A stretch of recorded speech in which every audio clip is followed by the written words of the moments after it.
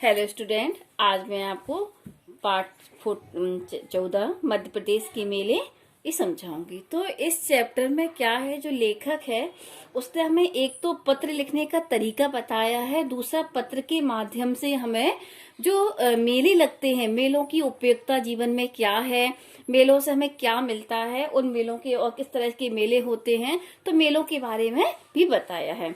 तो किस तरह से पत्र लिखते हैं ये भी उसने एक तरह से बताया कि हम जब पत्र लिखे किसी को तो हम किस तरह से उसका विवरण करें। तो पहले क्या कहता है, प्रिय मित्र अभिषेक अपने मित्र अभिषेक को वो पत्र लिख रहा है और उसने अपना यहाँ पे एड्रेस लिखते हैं कि अपना जो भेज रहा है वो अपना एड्रेस लिखता है 98 यमुनानगर ग्वालियर, और यहाँ पे क्या लिखेगा, डेट लिखता है। अब नमस्कार सब, फिर इसके बाद वो क्या करता है, अभिवादन करता है नमस्कार अपने मित्र को। फिर आशा है तुम सकुशल होगे, बहुत समय से तुम्हारा कोई पत्र नहीं मिला।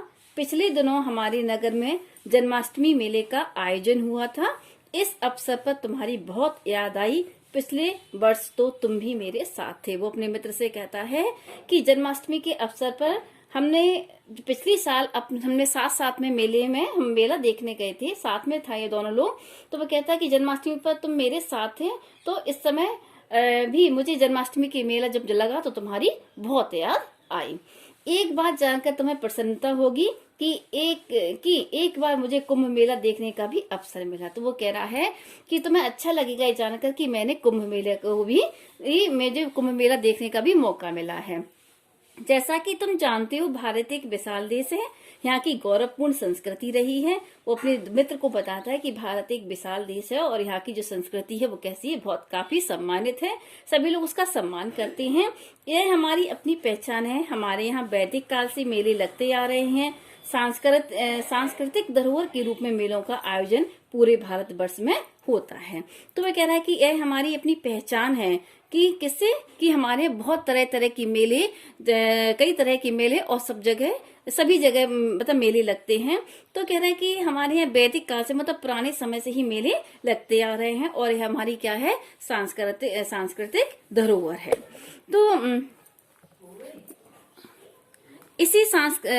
इसी सांस्कृतिक मेले के रूप में उज्जैन का कुंभ मेला पौराणिक काल से लगता आ रहा है। तो वह कह रहा है कि इस संस्कृति में हमारे देश में कई प्रकार के सांस्कृतिक मेलों का आयोजन होता है। तो उसने बोला कि उज्जैन का जो कुंभ मेला है वो हमारे प्राचीन काल से लगता चला आ रहा है। पुराणों के अनुसार समुद्र मंथन के समय जब अमृत निकला तो उसकी कुछ बूंदें विभिन्न स्थानों पर गिरी, इसलिए कुंभ मेले उन स्थानों पर लगते हैं। तो आप लोगों ने भी कुंभ मेलों का नाम सुना होगा। तो कुंभ मेले क्या होते हैं कि जब समुद्र मंथन हुआ था तो देवताओं और राक्षसों ने मिलकर क्या किया था, समुद्र का मंथन किया था। तो समुद्र का मंथन जब किया तो उसमें कई सारे रत्न निकले थे, तो उसमें से एक निकला था अमृत कलश। तो अमृत जो कलश था उसकी कुछ बूंदें क्या हुआ, कुछ स्थानों पर गिरी। तो जिन स्थानों पर वो बूंदें गिरी वहां पर क्या होता है, कुंभ मेले का आयोजन होता है। तो वो कौन से 4 स्थान कौन से जहाँ पर अमृत की बूंदें गिरी थी, वो है हरिद्वार, प्रयाग, उज्जैन और नासिक। यहाँ कुंभ मेले 3 वर्ष बाद क्रमशः आयोजित होते हैं। तो मतलब क्या कहता है कि यदि हरिद्वार में लग गया तो उसके बाद 3 साल बाद प्रयाग में लगेगा। तो इस तरह से क्या होता है, हर 3 साल बाद एक कुंभ मेला कहीं ना कहीं का आयोजित होता है। लेकिन एक स्थान पर जो मेला होता है वो क्या लगता है, साल में मतलब 12 साल में एक बार आता है। एक स्थान पर जो मेला है वो 12 साल में लगता है, लेकिन हर एक स्थान पर एक कुंभ मेला जो होता है वो 3 साल बाद क्रमशः आयोजित होता है।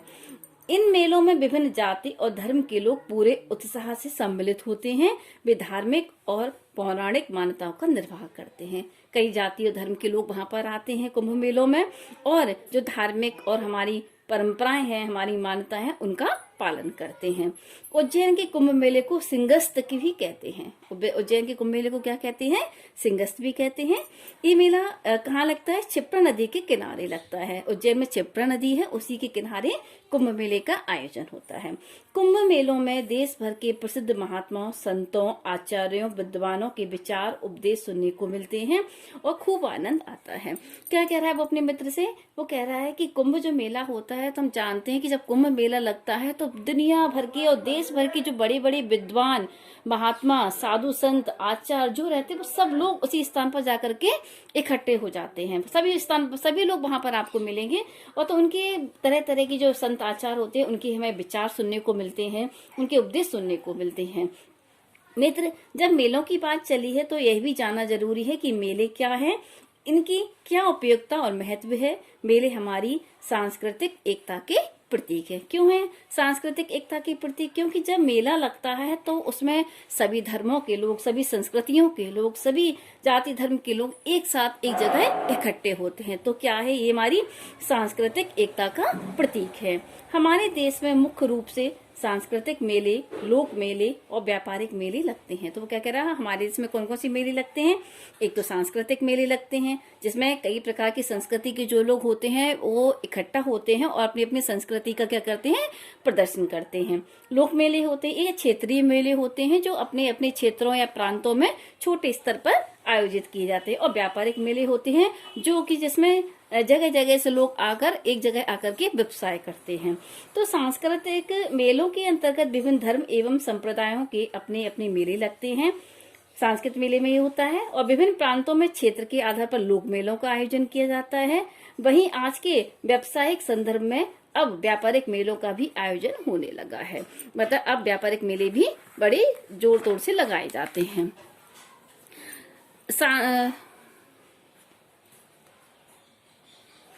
सांस्कृतिक मेले प्रायः नदियों के किनारे लगते हैं। गंगा, यमुना, नर्मदा, क्षिप्रा, गोदावरी, कावेरी, सोन, पहुज आदि पवित्र नदियां मानी गई हैं। ऐसा माना जाता है कि विशेष अवसर पर जो लोग इन नदियों में स्नान करते हैं उन्हें पुण्य लाभ होता है। तो सांस्कृतिक मेले वो क्या कह रहा है, प्रायः नदियों के किनारे लगते हैं। जो हमारी पवित्र नदियां हैं हमारे देश की, तो एक हमारी पुरानी मान्यताओं के अनुसार, हमारे पुराणों के अनुसार एक विशेष अवसर पर एक शुभ मुहूर्त में उन नदियों में स्नान करने का पुण्य मिलता है। तो ऐसे ही अवसर पर उन नदियों के किनारे मेलों का आयोजन किया जाता है। एक बात और भी है, मेलों में विभिन्न स्थानों के लोग एक दूसरे से मिलते जुलते हैं। उन्हें एक ही स्थान पर तरह तरह की वस्तुएं प्राप्त हो जाती हैं। मेले में क्या होता है, विभिन्न स्थानों के लोग आते हैं, दूर दूर से लोग मेला देखने आते हैं, तो आपस में एक दूसरे से मिलते भी हैं और एक ही जगह हमें कई तरह की वस्तुएं प्राप्त हो जाती हैं। मेलों में जो विभिन्न प्रकार के कार्यक्रम होते हैं उनसे बच्चे, बूढ़ों और युवाओं का खूब मनोरंजन होता है। यहाँ पर मनोरंजन के कई साधन, नाटक मंडली, सर्कस, जादू के खेल और झूले आते हैं। तो वो क्या कह रहा है कि मेले में कई प्रकार के कार्यक्रमों का आयोजन किया जाता है जिसमें बच्चे, जो बूढ़े, युवा होते हैं, खूब मतलब वो प्रसन्न होते हैं, मनोरंजन करते हैं। और मनोरंजन के कई साधन जैसे नाटक मंडली है, सर्कस है, जादू के खेल है और झूले आते हैं। मतलब कई प्रकार के झूले भी आते हैं जिसमें लोग क्या करते हैं, काफी मनोरंजन करते हैं। मध्य प्रदेश के विभिन्न क्षेत्रों में लोक मेलों का आयोजन होता है। जैसे बुंदेलखंड और बघेलखंड में भुजरिया मेला लगता है। तो लोक मेला क्या होता है, अभी बताया मैंने कि विभिन्न क्षेत्रों में अपने या विभिन्न प्रांतों में जो होता है, अपने क्षेत्रीय स्तर पर जो मेले लगाए जाते हैं उनको हम क्या कहते हैं, लोक मेला कहते हैं। जैसे बुंदेलखंड और बघेलखंड भुजरिया मेला लगता है, अपने यहाँ भी भुजरिया मेला लगता है, गोद में भी। तो भुजरिया मेले में भुजरिया अपने आत्मीजनों को भेंट की जाती है। तो ऐसे मेले क्या कहलाते हैं, जैसे हम नाग पंचमी पे मेला लगता है, भुजरियों पर मेला लगता है, या शिवरात्रि पे मेला लगे, या हनुमान जयंती पर हमारे यहाँ मेला लगता है। तो इस तरह के मेले क्या कहलाते हैं, लोक मेला कहलाते हैं। इसी तरह आदिवासी अंचल विशेषकर धार, झाबुआ जिले में भगोरिया मेला बहुत प्रसिद्ध है। यहाँ का एक मेला है, कौन सा, भगोरिया मेला। अब प्रसिद्ध क्यों है कि होली से पहले लगने वाले इन मेलों में आदिवासी स्त्री पुरुष खूब सज धज कर आते हैं। इन मेलों में मांदल क्या होता है, एक बड़ा ढोल होता है, बजाकर समूह में नृत्य करते हैं और अपने जीवन साथी का चयन करते हैं। इन मेलों को देखने दूर दूर से लोग आते हैं। कौन सा मेले के बारे में बताया जा रहा है यहाँ पे, भगोरिया मेला, जिसमें कि क्या आदिवासी जो पुरुष और स्त्री होते हैं सज धज कर आते हैं और अपने जीवन साथी का चुनाव करते हैं। तो मैं मालूम है कि अपना मध्य प्रदेश विस्तृत क्षेत्र में फैला हुआ है। यहाँ गणगौर, गणेश उत्सव, नवरात्र, मकर संक्रांति, बसंत पंचमी और शिवरात्रि आदि अन्य महत्वपूर्ण पर्वों पर नगर और ग्रामों में मेले लगते हैं। नवरात्रि के मेले में दुर्गा और काली देवी की विशेष पूजा अर्चना की जाती है। इस अवसर पर आकर्षक झांकियां सजाई जाती हैं। आओ अब हम तुम्हें मध्य प्रदेश के 2 व्यावसायिक मेलों के बारे में भी बता दें। भोपाल और ग्वालियर में विशाल स्तर पर व्यावसायिक मेले लगते हैं। हम जानते हैं ग्वालियर हमारे पास में ही है कि हमारे यहाँ भी व्यावसायिक मेला कितने बड़े स्तर पर लगता है। इन मेलों में छोटी से छोटी वस्तु से मोटर कार, स्कूटर, मोटरसाइकिल आदि की बिक्री बड़े स्तर पर होती है। तो हम जानते हैं कि ग्वालियर के मेले में छोटी से छोटी वस्तु भी खरीद सकते हैं, मोटर कार आदि, ये भी बड़ी मात्रा में इसकी बिक्री होती है। और यहाँ पर बहुत सी दुकानें और झूले आते हैं। मेरा अनुरोध है कि तुम इस बार समय निकालकर ग्वालियर मेले में जरूर आओ, तब स्वयं देखना कि इस मेले में तुम्हें कितना मजा आता है। मैं तुम्हारे आने के साथ साथ पत्र की भी प्रतीक्षा करूंगा। वो क्या कह रहा है कि मैं तुम्हारा इंतजार करूंगा कि आप ग्वालियर का व्यापार मेले देखने जरूर आना, और तुम्हारे पत्र की भी प्रतीक्षा करूंगा, इंतजार करूंगा। आदरणीय बाबूजी और आदरणीय अम्मा जी को सादर चरण स्पर्श, छोटों को प्यार स्नेह। बाद में वो क्या करता है, अभिवादन फिर करता है, तुम्हारा प्रिय मित्र सौरभ। तो इस बस में पाठ में क्या है, एक मित्र है सौरभ जो अपने मित्र को क्या करता है, पत्र लिख रहा है और मेलों की विशेषताओं के बारे में बता रहा है, और उसे ग्वालियर का मेला देखने के लिए आमंत्रित भी कर रहा है।